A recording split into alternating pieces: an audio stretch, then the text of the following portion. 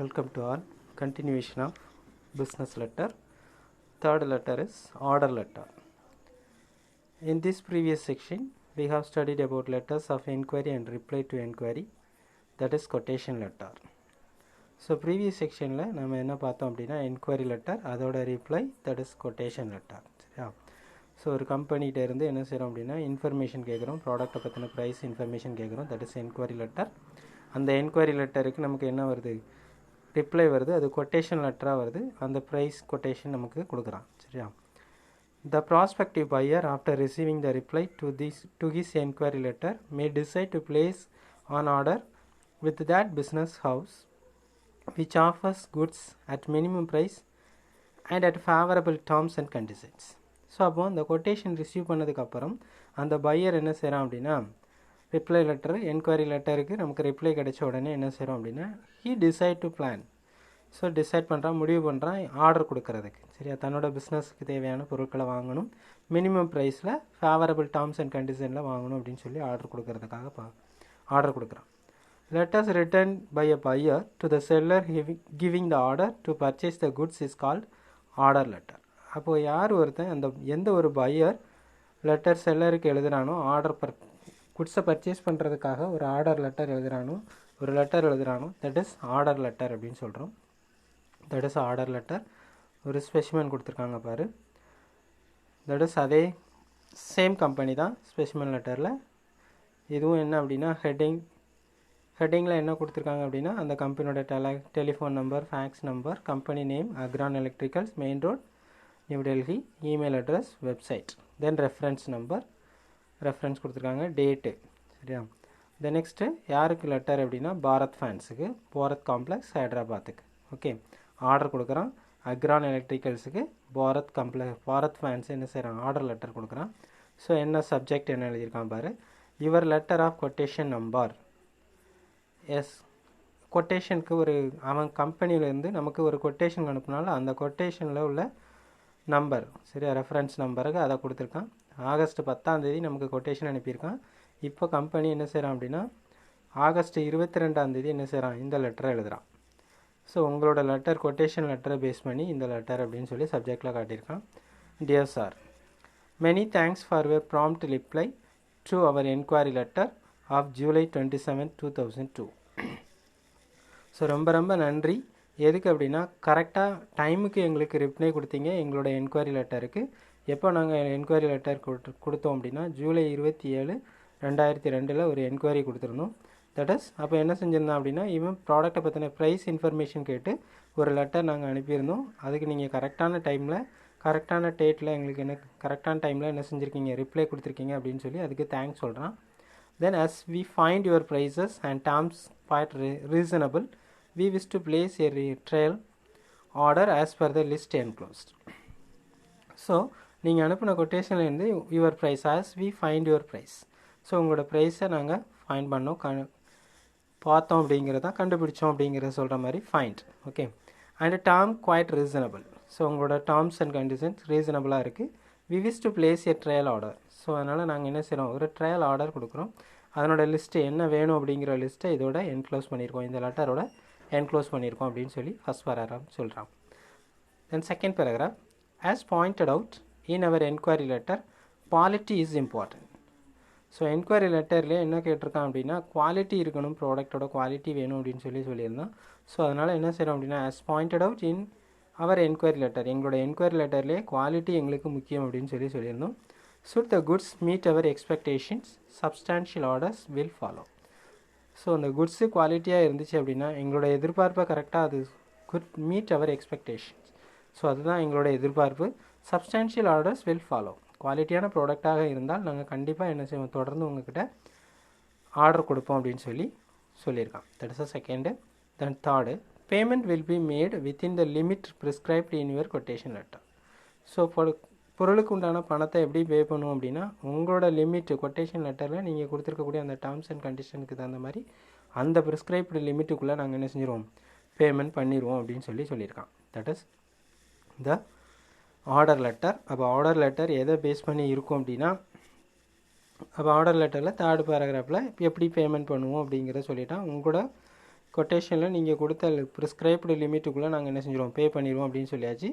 தென் close பண்ணுறோம் லெட்டரை. Thank you salute complimentary close கொடுக்குறான். Yours faithfully Messrs Akron electrical partner A B Kumar அப்படிங்கிற ஒரு லெட்டர் எழுதுறாரு.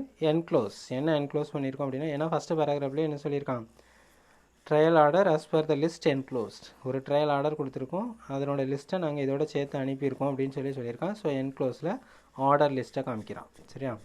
So that is the order letter. அப்போ ஆர்டர் லெட்டர் எதை பேஸ் பண்ணி இருக்கும் அப்படின்னா, எந்த ஒரு பையர் தனக்கு தேவையான இன்ஃபர்மேஷனை, ப்ராடக்டை பற்றின ப்ரைஸ் இன்ஃபர்மேஷனை இந்த கம்பெனி என்ன செஞ்சான்,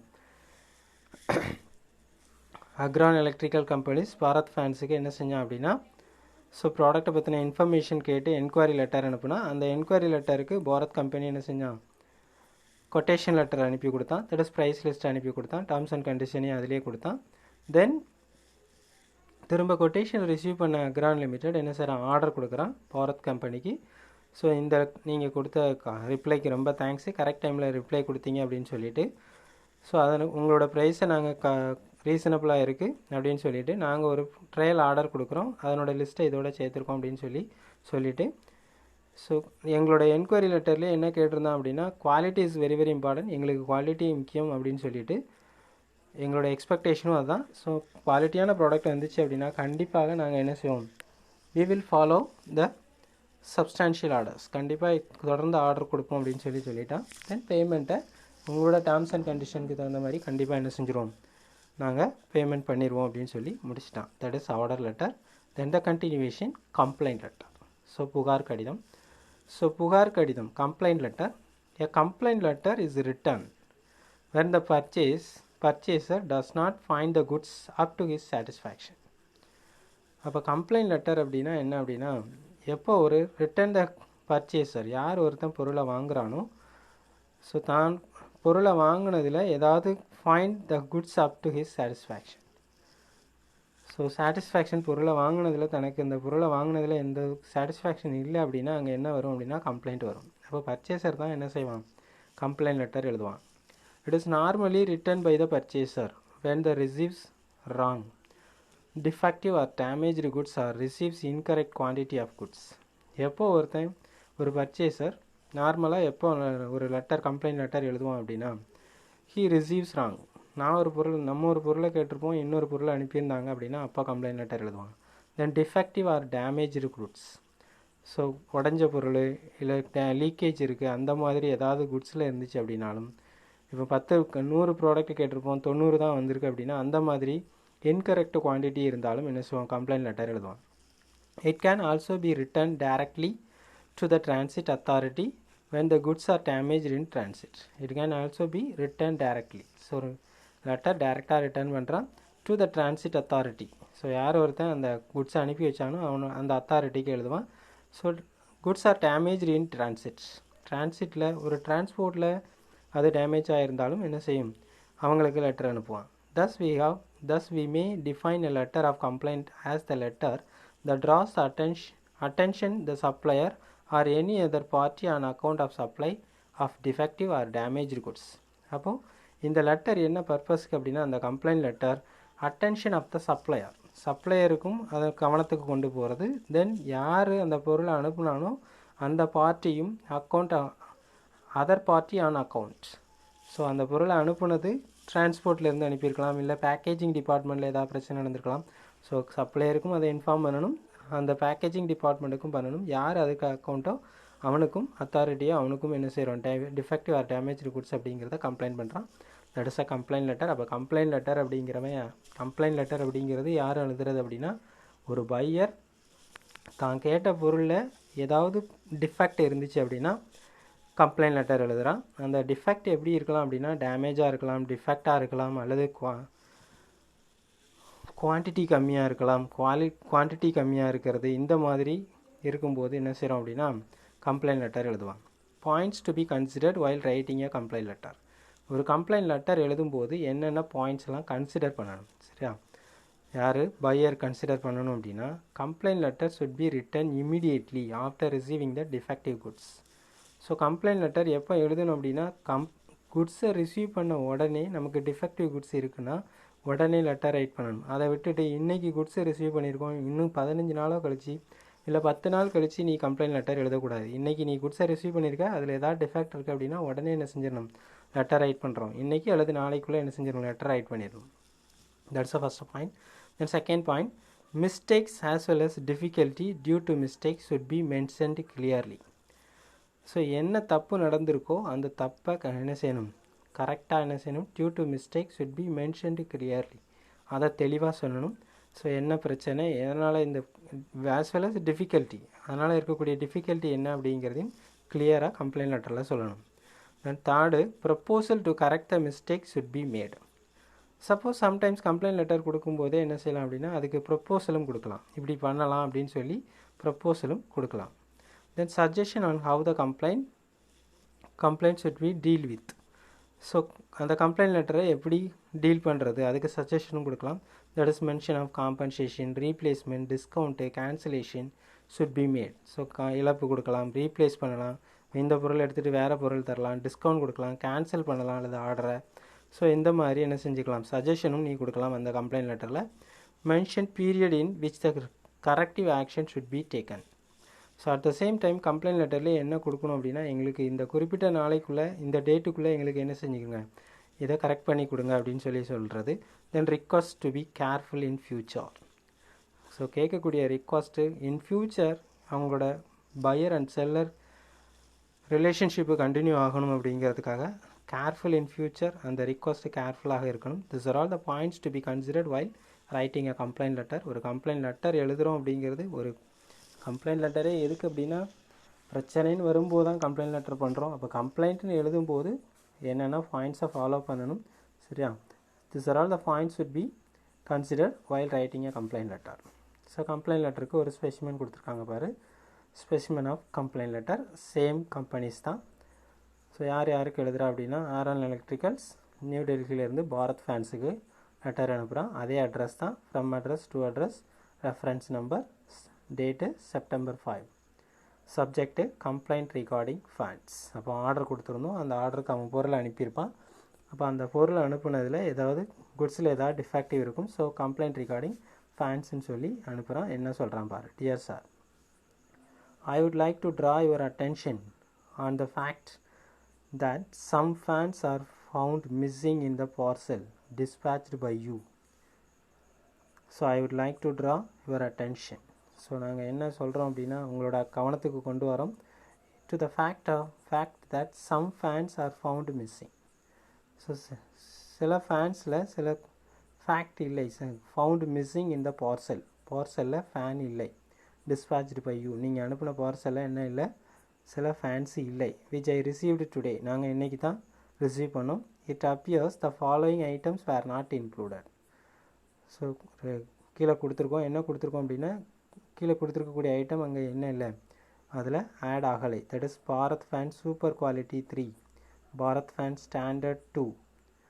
ஸோ 2 ப்ராடக்டே எங்களுக்கு வந்து சேரவே இல்லை, சரியா? That is fact that some fans are found missing in the parcel. நீங்கள் அனுப்பின பார்சலில் மிஸ்ஸிங் இருக்குது, சில பொருளை காங்கலை நீங்கள் அனுப்பின பொருளில். அதில் என்ன அப்படின்னா இந்த பார்சல் நாங்கள் இன்றைக்கி தான் ரிசீவ் பண்ணோம்.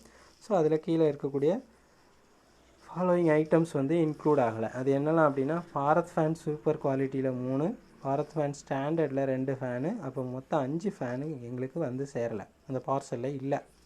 we will appreciate if the above fans are sent to us or this amount credited to our account.